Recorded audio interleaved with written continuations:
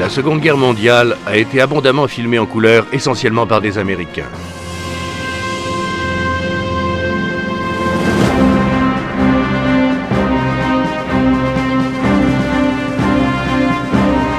Les caméras ont suivi le conflit sur les champs de bataille ainsi qu'à l'arrière.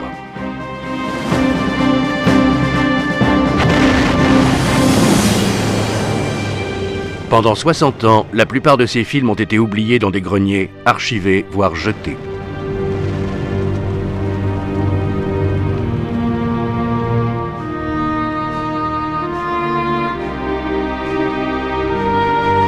Aujourd'hui sauvées et restaurées, les images originales en couleur nous sont enfin présentées.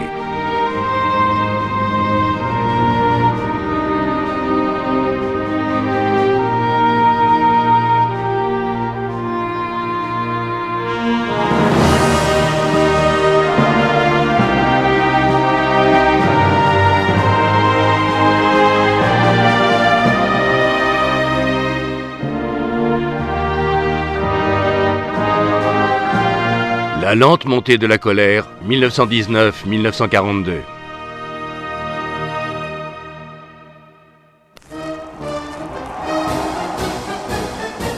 Paris, 1919.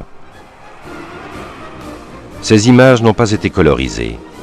Elles comptent parmi les toutes premières images animées en couleur et montrent le défilé de la victoire célébrant la fin de la Première Guerre mondiale. Le conflit a fait 10 millions de morts. Il est censé mettre un point final à toutes les guerres. Le traité de Versailles accable les Allemands vaincus et sème les germes d'un second conflit, plus tragique encore.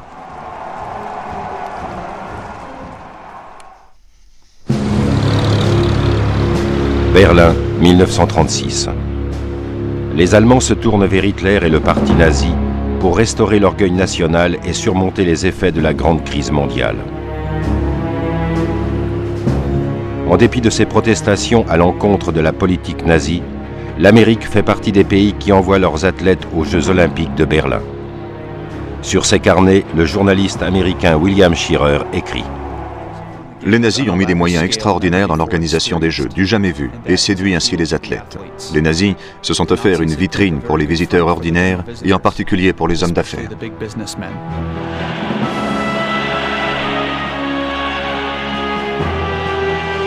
L'Allemagne arrive en tête pour les médailles. Mais le noir américain Jesse Owens surprend tout le monde et met Hitler dans l'embarras en remportant 4 médailles d'or, un record. De retour aux États-Unis où règne la ségrégation, Owens est toujours interdit d'accès dans nombre de lieux publics.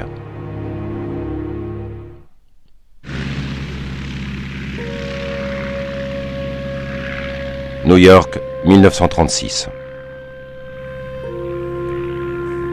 Au cours des années 30, l'Amérique est prise dans la tourmente de la grande crise.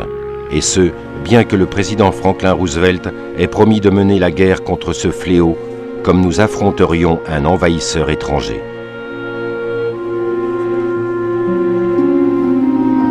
Des millions d'Américains souffrent de la faim et ne survivent que grâce à la charité. De nombreuses familles en appellent personnellement à la femme du président. Chère Madame Roosevelt, je suis une pauvre fille de couleur et j'ai un grand respect pour vous et votre famille. Je sais que vous avez fait beaucoup pour ceux de ma race. Pourriez-vous trouver un travail de gardien ou de concierge pour mon papa? Je suis inspectrice dans les écoles à la campagne. Devant le manque de vêtements et de nourriture, nombreux sont les enfants qui ne peuvent se rendre à l'école. Il n'est pas rare qu'un enfant ne possède qu'une robe ou une chemise. Notre famille est respectable. Jamais aucun d'entre nous n'a eu de problème. Si vous nous accordiez une aide de $35, je pense que nous serions la famille la plus heureuse du monde. Le président Roosevelt. No energy will be spared to make a major attack upon the problem of unemployment. This is a great national crusade, a crusade to destroy enforced idleness, which is an enemy of the human spirit generated by this depression.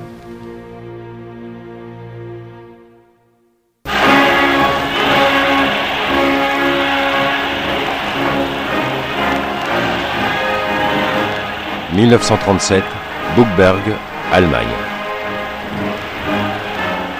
La récolte est rentrée et le peuple rend grâce à Adolf Hitler. Journal de William Shirer, le 27 septembre 1937. Hitler déclare dans Mein Kampf, un État qui, dans une époque de perversion raciale, se consacre au développement des meilleurs éléments de sa race, doit un jour ou l'autre devenir maître du monde. Hitler prive ses opposants politiques et les Juifs de leurs droits civils, ouvre des camps de concentration, viole le traité de Versailles, reconstruit et arme l'armée allemande.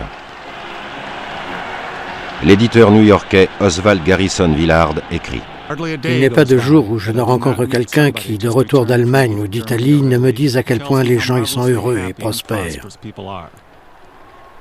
Il semble qu'il n'y ait aucun sujet de mécontentement, d'aucune sorte. J'ai du mal à leur répondre poliment. Je pense aux 25 000 hommes et femmes toujours enfermés dans des camps de concentration et souvent horriblement torturés et maltraités. » Un héros de l'Amérique, l'aviateur Charles Lindbergh. Il règne en Allemagne un esprit que je n'ai vu dans aucun autre pays. C'est un peuple qui a de grandes aptitudes et je suis enclin à penser que leur forme de dirigisme est plus intelligente qu'on ne le reconnaît en général.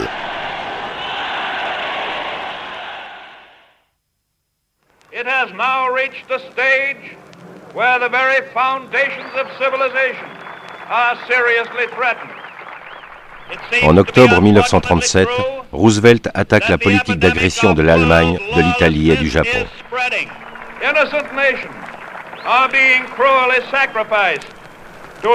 Il propose de mettre en quarantaine les nations qui favorisent l'épidémie de désordre mondial. L'idée restera en suspens. America hates war.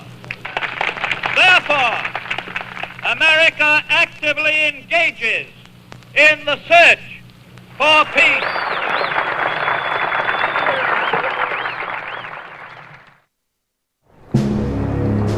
En mars 1938, Hitler envoie ses troupes en Autriche et déclare que le pays appartient au Reich. La majeure partie de la population réserve un accueil favorable aux nazis, contrairement aux juifs autrichiens.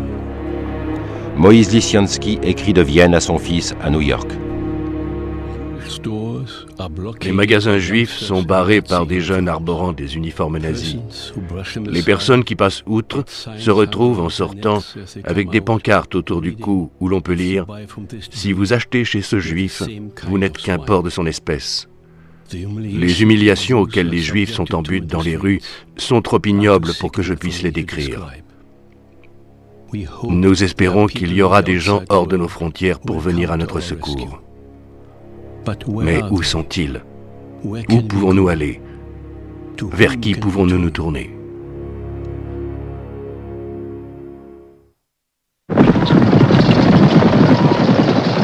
Californie, 1938. La cavalerie américaine s'entraîne pour la guerre.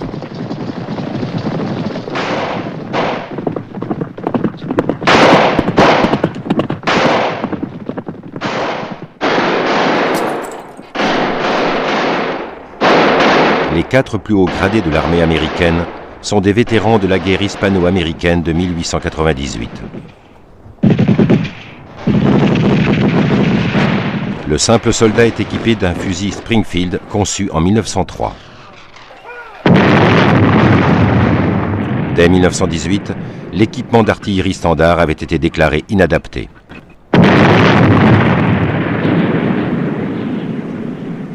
Les soldes n'ont pas été augmentés depuis 1920.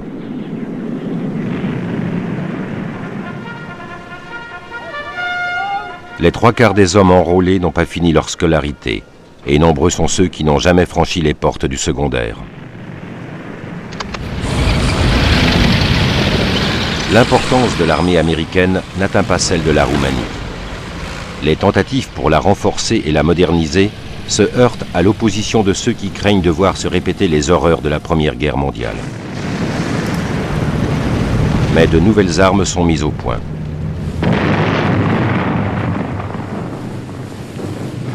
En 1938, la marine voit son budget augmenter de 800 millions de dollars et Roosevelt se lance dans une expansion massive des forces aériennes du pays.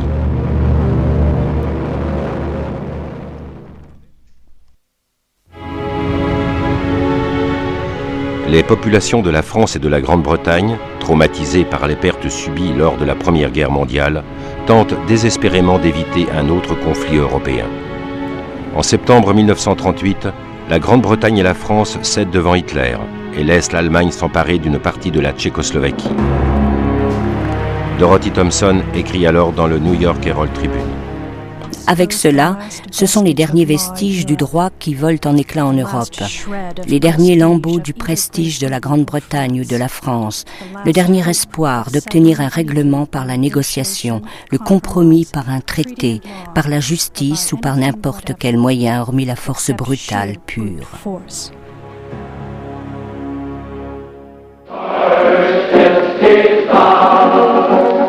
« 1939. Riverdale, New Jersey. Dans leur camp d'été, les membres de l'Alliance germano-américaine défilent. Leur chef, Fritz Kuhn, un chimiste employé par la Ford, est un adhérent de la première heure du parti nazi en Allemagne. Notre camp est conçu principalement pour être un lieu qui exalte l'esprit de la Nouvelle-Allemagne. C'est ici que nos fils et nos filles seront éduqués. C'est ici qu'ils seront formés et pétris de national-socialisme pour devenir les héros de l'idéal de la race germanique en Amérique. Les 30 000 membres du Bund font de la propagande pour la politique hitlérienne en matière de racisme et d'antisémitisme. Ils comptent des sympathisants en haut lieu, dont l'employeur de Fritz Kuhn. Au début des années 1920, Henry Ford publie 10 millions d'exemplaires de son pamphlet « Le Juif international ». Des passages entiers sont publiés dans des ajouts de l'édition américaine de Mein Kampf. Henry Ford écrit « C'est surprenant, n'est-ce pas, que par quelques bouts que l'on examine les courants d'influence malfaisantes qui traversent notre société, on tombe sur un groupe de Juifs. » La 28 millionième voiture sortie de la chaîne de production Ford est le centre d'attraction lors de l'exposition universelle de New York de 1939. L'exposition est tournée vers un avenir de prospérité et d'espoir.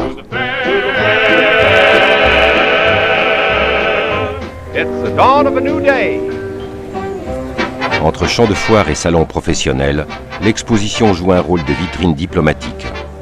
Our wagon is still hitched to a star of progress for mankind, a star of international goodwill, and above all, a star of peace.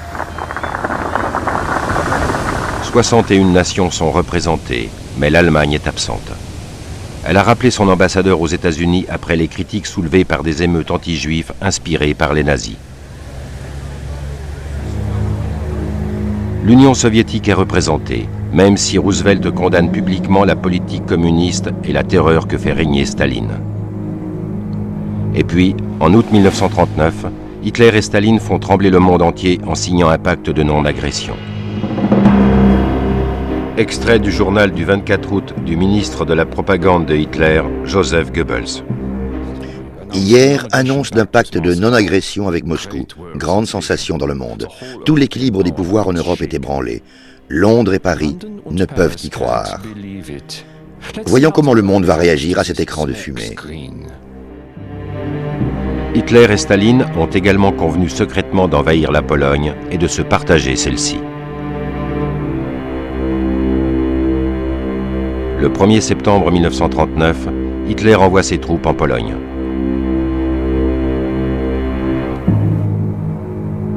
La Grande-Bretagne et la France sont en crise. Elles ont promis de venir en aide à la Pologne en cas d'attaque de l'Allemagne. Elles somment l'Allemagne de se retirer immédiatement de la Pologne. Hitler ignore leur demande. Le 3 septembre, la Grande-Bretagne et la France déclarent la guerre à l'Allemagne. And now, ladies and gentlemen, the President of the United States. Until 4:30 o'clock this morning, I had hoped against hope that some miracle would prevent a devastating war in Europe. The peace of all countries everywhere is in danger. Les Polonais se battent courageusement contre les Allemands, mais aucune aide ne leur parvient, ni de la Grande-Bretagne, ni de la France. 2 semaines plus tard, une invasion soviétique par l'Est réduit le pays à l'impuissance. L'Amérique reste neutre. Let no man or woman, thoughtlessly or falsely, talk of America sending its armies to European fields.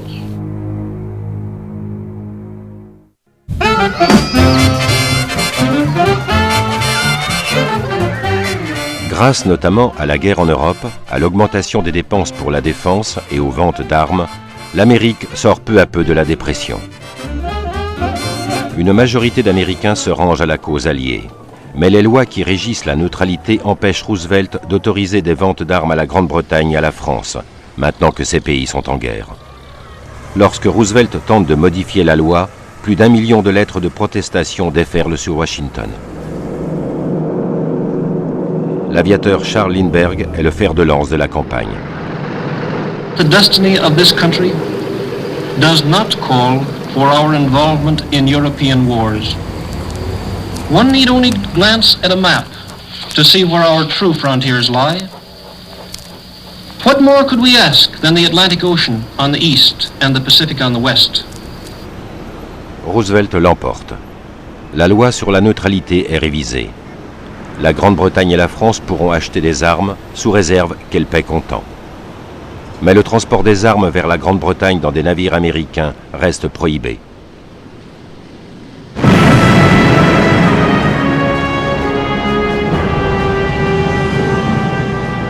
Huit mois après l'invasion de la Pologne, les troupes de Hitler font route vers l'ouest.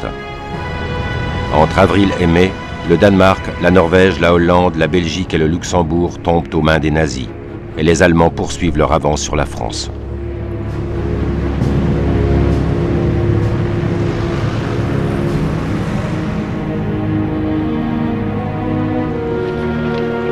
La journaliste américaine Virginia Coles écrit: Essayez d'imaginer un soleil brûlant et en dessous, un flot ininterrompu d'êtres humains qui déferlent vers le sud de Paris, et vous aurez une image de ce qu'est ce gigantesque exode de civils. J'avais déjà vu des réfugiés. Je les avais vus sur les routes d'Espagne et de Tchécoslovaquie, disséminés sur la frontière entre la Pologne et la Roumanie. Mais je n'avais jamais rien vu de tel. Démoralisés par la vitesse de l'avance allemande, de nombreuses unités françaises baissent les bras.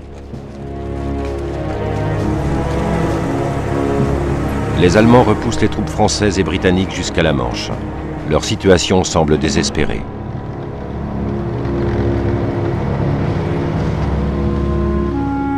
Cependant, à Dunkerque, 300 000 soldats sont sauvés par des centaines de petits bateaux et sont conduits en Angleterre.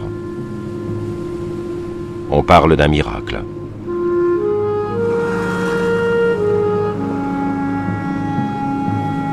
Bientôt, les Allemands ne sont plus qu'à 30 km de l'Angleterre. La Grande-Bretagne et son empire sont désormais seuls face à Hitler. Mais elle a un nouveau chef, Winston Churchill. We shall defend our island, whatever the cost may be. We shall fight on the beaches. We shall fight on the landing grounds. We shall fight in the fields and in the streets. We shall fight in the hills. We shall never surrender.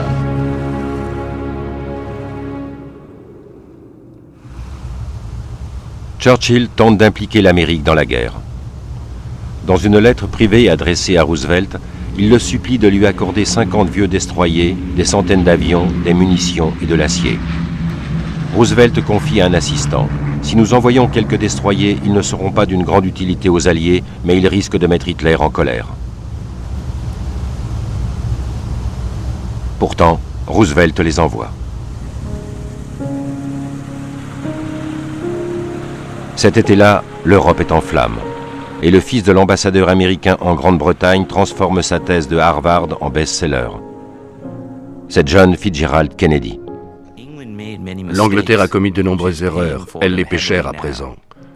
Il faut étudier les causes de la torpeur de l'Angleterre, tenter d'en tirer profit afin de nous épargner une telle douleur. Nous pensions que ce qui arrive en Europe était sans importance pour nous. Nous commençons à comprendre que finalement, cela nous touche.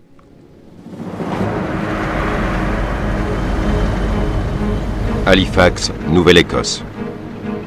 Des convois de navires britanniques et alliés chargés d'armes américaines bravent les sous-marins allemands dans l'Atlantique.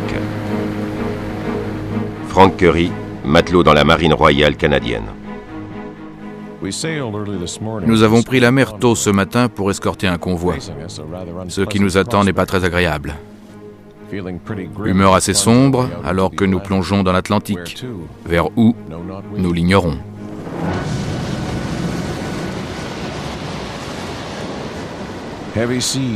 La mer est forte par ici et notre petit navire est déjà sans dessus-dessous. Tout le monde est malade, moi compris. Quelle misérable vie, pourrie et sans espoir. L'océan Atlantique est dans une telle fureur qu'il semble impossible de continuer à être battu ainsi par les vagues et de rester entier.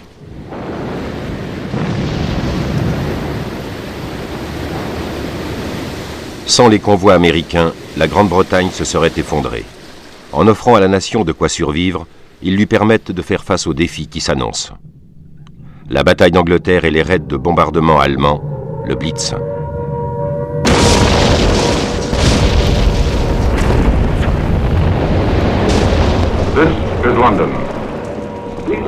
Edward Murrow vers les États-Unis.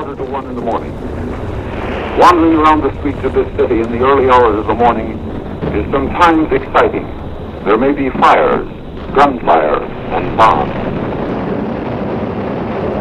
One may see in the light of flares, carefully hidden under canvas, human beings looking like broken, cast-away, dust-covered dolls.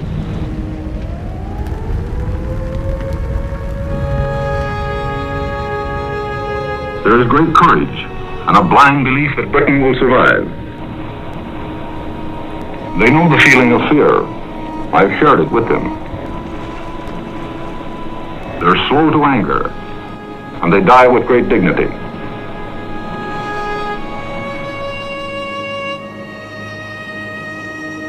They've been warned that the testing days are ahead.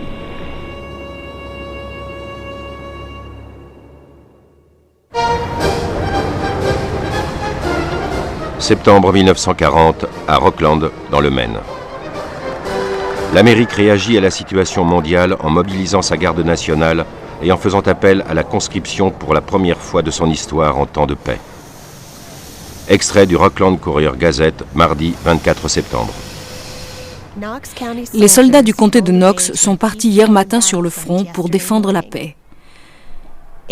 C'est les larmes aux yeux qu'une foule s'est assemblée sur le quai de la gare pour leur dire adieu et leur souhaiter bonne chance. Ils sont plus d'un dans cette vaste assemblée à se remémorer le temps où une foule joyeuse accompagnait le contingent de la Première Guerre mondiale appelé à servir à l'étranger. Les sifflets de la locomotive retentissent au loin.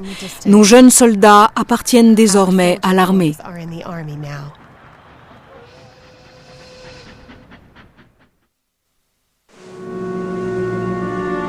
Japon, 1940.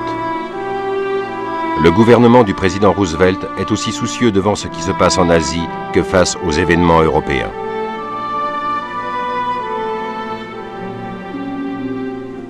La plupart des Japonais considèrent leur empereur comme un dieu.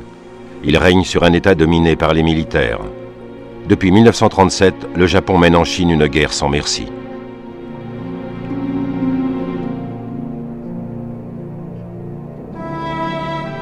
Les Japonais se sont emparés de Pékin, de Nankin et de Shanghai, en semant partout la terreur, le viol et la mort.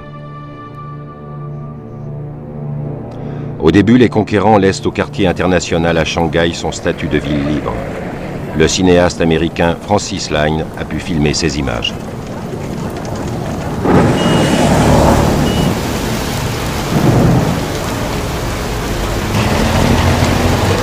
Le Japon reçoit la majeure partie de son pétrole et de son acier des États-Unis. Depuis 3 ans, Roosevelt menace d'en interrompre la fourniture si le Japon ne se retire pas de la Chine. Après la défaite de la France, le Japon signe un pacte avec l'Allemagne et l'Italie visant à établir un ordre nouveau en Asie et en Europe. Les Japonais envisagent de s'emparer des colonies européennes d'Extrême-Orient pour s'approvisionner eux-mêmes en pétrole.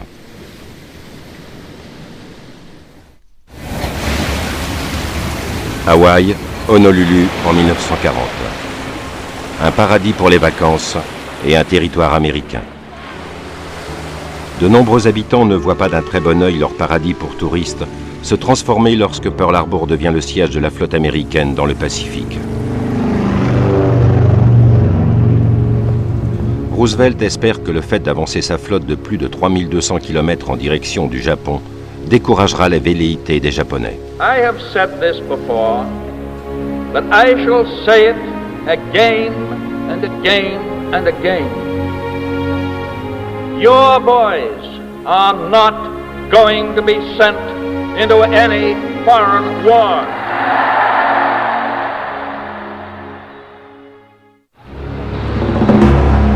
La Grande-Bretagne s'attend à un débarquement allemand depuis près d'un an. Au vu de la loi régissant la neutralité américaine, la Grande-Bretagne doit payer comptant les armements achetés aux États-Unis. Le pays est exsangue. Dans le journal secret de Harold Ickes, ministre de l'Intérieur de Roosevelt. Ainsi que le président l'a dit, nous avons bien profité de la vache à lait britannique. Son rendement financier a été abondant pendant un certain temps. Elle est aujourd'hui presque tarie. Roosevelt réagit en promulguant la loi du prêt-bail. Il fait voter par le Congrès un prêt accordé aux Alliés pour leur permettre d'acheter des armes. Y sont opposés le America First Committee, fort de ses 850 000 membres, le Parti communiste américain, de nombreux républicains et une bonne partie de la presse. La loi de Roosevelt, insiste-t-il, conférera des pouvoirs dictatoriaux au président et risque d'entraîner l'Amérique dans la guerre. Mais la plupart des Américains sont favorables au prêt-bail, et en mars 1941, la loi est votée. La première livraison à la Grande-Bretagne dans le cadre du prêt-bail inclut près de 300 000 mètres de tuyaux à incendie. Pour éviter de mettre en péril des vies américaines et de s'engager dans la guerre, le Congrès continue à interdire aux navires marchands américains de transporter des armes à destination de l'Europe. Mais cela n'arrêtera pas Roosevelt qui brave la loi sur la neutralité et la volonté du Congrès et dépêche la marine américaine pour escorter les convois. Le matelot canadien Frank Curry escorte les convois de l'Atlantique Nord depuis 2 ans. 11 mai. Le convoi W8 a subi une sérieuse attaque par le nord. Ils ont perdu 6 bâtiments la nuit dernière. 13 mai. Devant nous, un important convoi escorté par la marine américaine est violemment assailli par une meute de sous-marins. Nous sommes détachés pour leur porter secours. La présence de navires américains dans les convois est dangereuse. Les marines allemandes et américaines ont pour instruction d'éviter toute bataille navale susceptible de déclencher une guerre. Les navires britanniques et canadiens, eux, affrontent les sous-marins.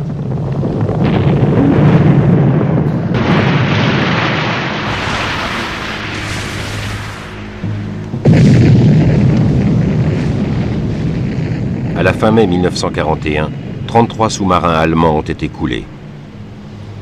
Mais les Alliés ont perdu 882 navires. Pour la Grande-Bretagne et Churchill, les nouvelles ne sont pas roses. Le 10 mai, Londres a essuyé le plus meurtrier de tous les bombardements aériens. En une seule nuit, 3000 personnes ont trouvé la mort.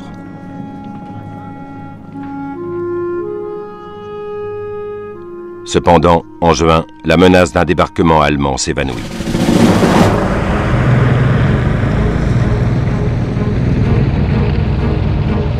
Les forces de Hitler se tournent vers l'Est et s'apprêtent à détruire l'Union soviétique. C'en est fini du pacte germano-soviétique. L'armée allemande s'enfonce à travers la Pologne orientale, l'Ukraine et pénètre en Russie.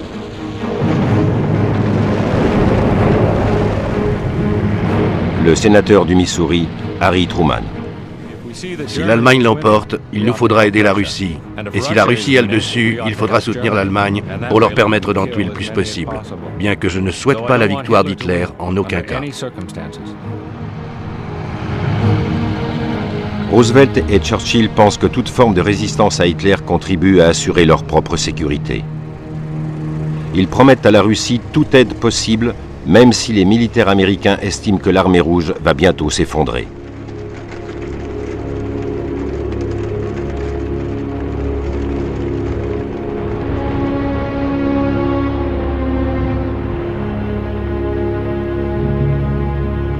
En l'espace d'un an, les Allemands ont tué ou fait prisonnier 4,5 millions de personnes. Les nazis sont à 30 km de Moscou.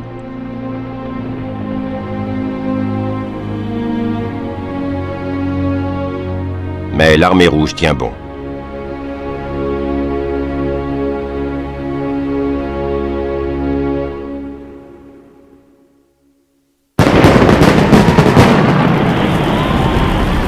Fête de l'indépendance, 1941.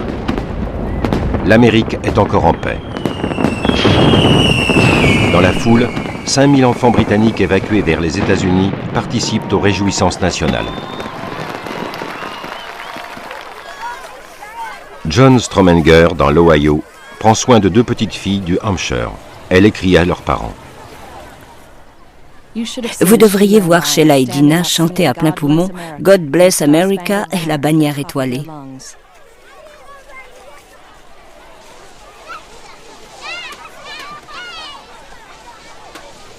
Les filles vont aller à l'hôpital cette semaine pour se faire opérer des amygdales. Je m'attends à ce que Dina ait une de ces crises toujours un peu surprenantes. John et Grace Matthews écrivent à Madame Stromenger. Votre description de la nervosité de Dina nous a fort surpris. Je me demande s'il s'agit d'une réaction au coup de feu et à tous les bruits liés aux raids aériens qu'elle a vécus avant son départ. L'effet des bombardements sur les jeunes enfants a fait l'objet d'une attention soutenue ici, et on s'est aperçu qu'il manifeste une frayeur extrême devant les choses les plus simples. Cet été-là, la marine américaine effectue régulièrement des patrouilles le long de la ligne de ravitaillement atlantique vers la Grande-Bretagne. En octobre, l'USS Kearney est torpillé au large des côtes de l'Islande. 11 marins sont tués. Les premières victimes américaines de la Seconde Guerre mondiale. America has been attacked. The shooting has started. And history has recorded who fired the first shot. In the long run, however, all that will matter is who fired the last shot. Pourtant, Roosevelt ne demande pas au Congrès de déclarer la guerre, ni à ce moment-là, ni 3 jours plus tard, lorsque les Allemands torpillent le destroyer USS Reuben James, tuant 115 autres Américains.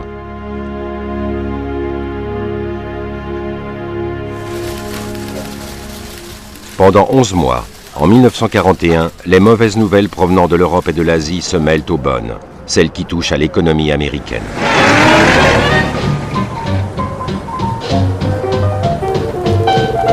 Here are the headlines. The Senate has been hard at work speeding America's largest tax bill. The second year of war, like the first, was a series of British reverses. Prices during the past month continued to go up.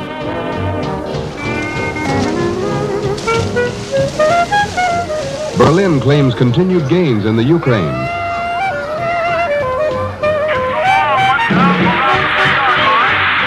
President Roosevelt eliminates export of motor fuel and oil to Japan. We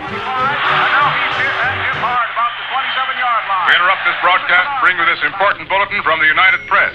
Flash, Washington. The White House announces Japanese attack on Pearl Harbor. December 7th, 1941, a date which will live in infamy.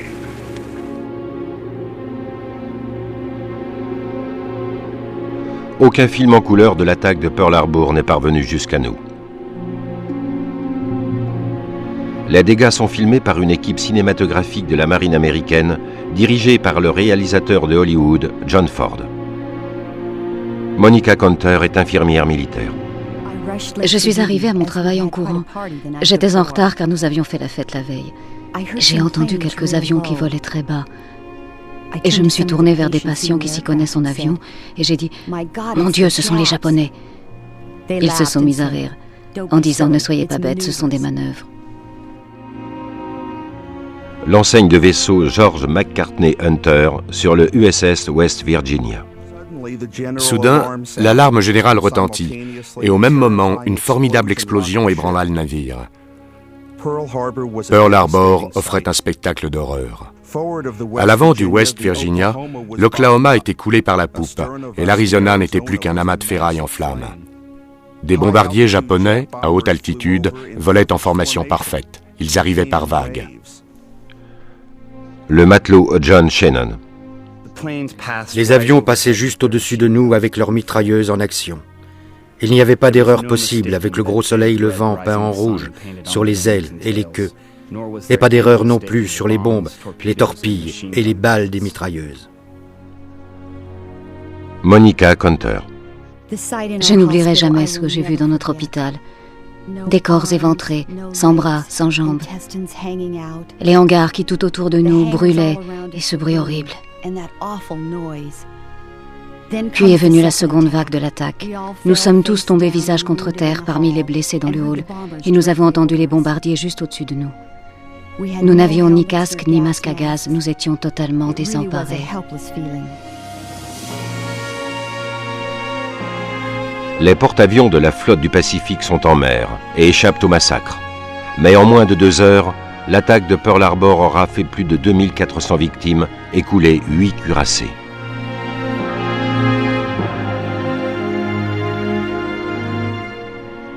Dix heures plus tard, les bases américaines sont attaquées aux Philippines et 103 avions sont détruits.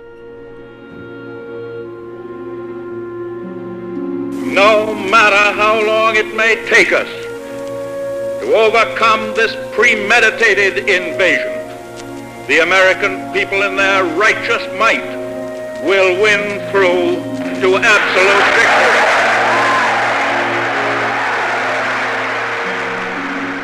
Le lendemain, le Congrès approuve la déclaration de guerre contre le Japon à l'unanimité, moins une voix. 3 jours plus tard, Hitler déclare la guerre aux États-Unis.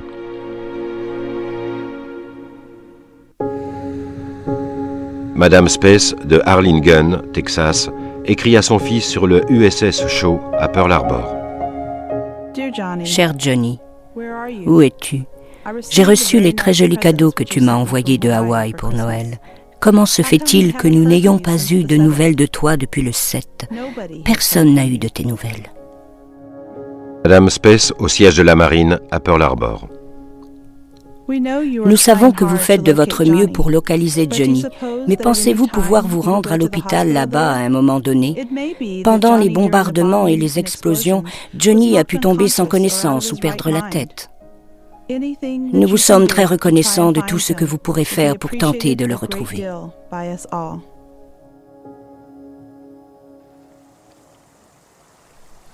Cher Monsieur et Madame Space, je désire vous présenter en personne mes condoléances à l'occasion du décès de votre fils, Johnny Herbert Space.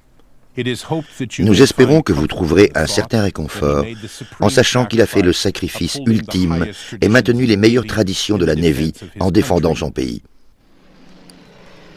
Veuillez croire en l'expression de mes meilleurs sentiments, Frank Knox, secrétaire à la Marine, 14 mars 1942.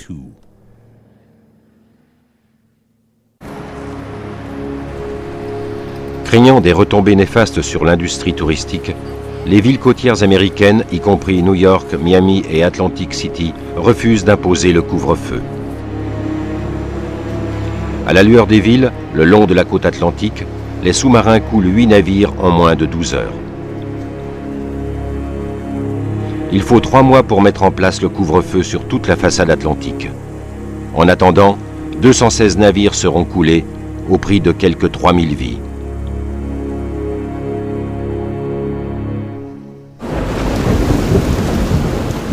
Les nouveaux postes grassement payés de l'industrie de la défense sont initialement réservés aux Blancs. Les Noirs ne seront employés que comme personnel de nettoyage, déclare la North American Aviation. Cédant sous la menace d'une marche des Noirs américains sur Washington en 1941, Roosevelt édicte une ordonnance exécutive qui fera date, demandant aux employeurs et aux syndicats impliqués dans tout projet financé par le budget de l'État de remplir les postes vacants sans discrimination pour cause de race, de croyance ou de couleur de peau. Une lettre de James Thompson employée dans une cafétéria adressée au journal de Pittsburgh. L'Amérique telle que je la connais vaut-elle d'être défendue?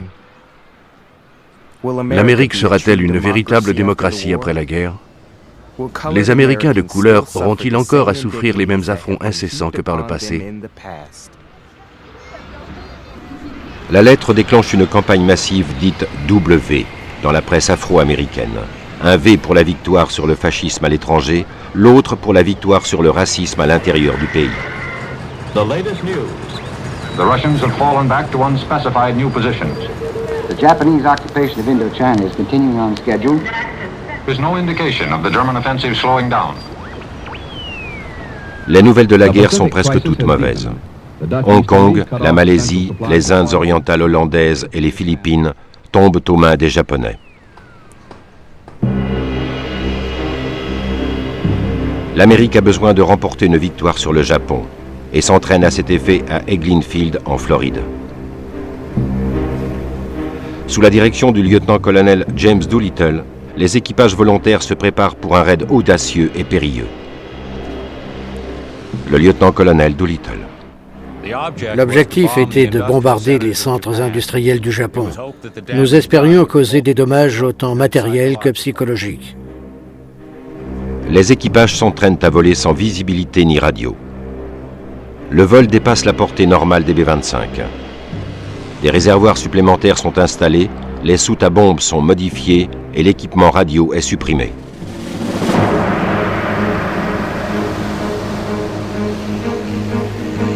Les porte-avions USS Enterprise et Hornet, à la tête d'un détachement spécial de 16 navires, font route sur un objectif situé à 800 km de Tokyo.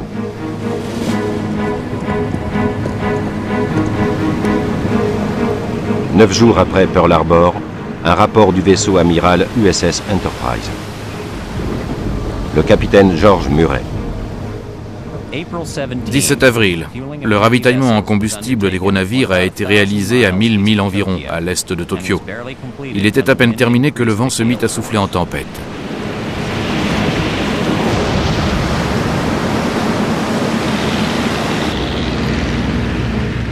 « 18 avril. Nous avions prévu ce jour d'être à 500 milles de Tokyo. L'USS Enterprise a lancé à l'aube les habituels vols de reconnaissance et les patrouilles de combat. À 0310, le radar a détecté 2 navires de surface ennemis et à 0312, une lumière a été vue. Il ne fait aucun doute que nos navires ont été repérés et ils ont sûrement été signalés. Les 2 bateaux de pêche japonais qui ont repéré la flotte sont coulés. Craignant de voir leur mission compromise, les bombardiers de Doolittle décollent un jour plus tôt et à 300 milles plus loin de Tokyo que prévu.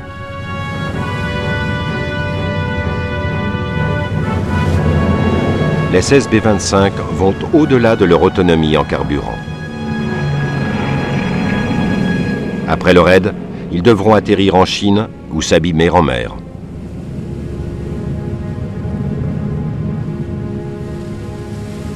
Lieutenant-colonel Doolittle. Les Japonais ne s'étaient absolument pas préparés à notre venue. On a observé peu ou pas de camouflage effectif dans le secteur de Tokyo. Dans presque tous les cas, les principaux objectifs ont été touchés. La majeure partie des équipages s'en sort et retournent à leurs unités, ce qui est remarquable. Mais un avion s'écrase sur la Chine alors sous occupation japonaise. 3 membres de l'équipage sont exécutés. En représailles pour l'aide apportée aux équipages américains, les Japonais massacrent 250 000 civils chinois.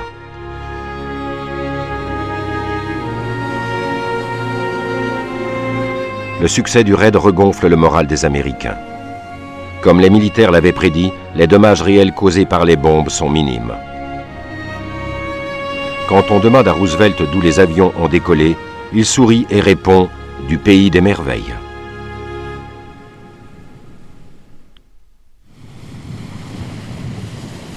Les Japonais pensent que les bombardiers ont décollé de la base américaine de Midway. Ils décident de s'emparer de l'île et de détruire les porte-avions américains dans le Pacifique. Mais cette fois, les Américains savent où et quand les Japonais vont frapper. Ils ont déchiffré les codes de la marine japonaise.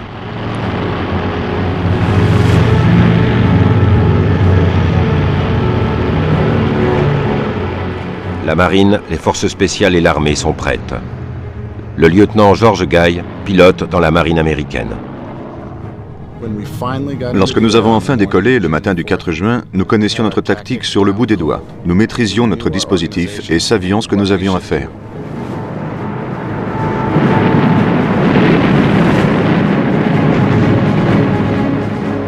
« 108 appareils japonais mènent l'attaque.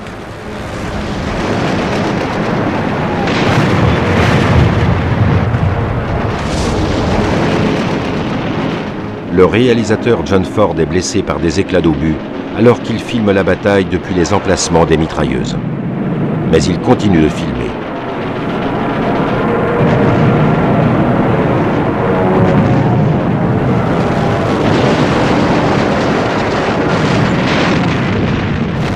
Les Japonais perdent notamment 4 porte-avions. Les Américains en perdent un, le USS Yorktown.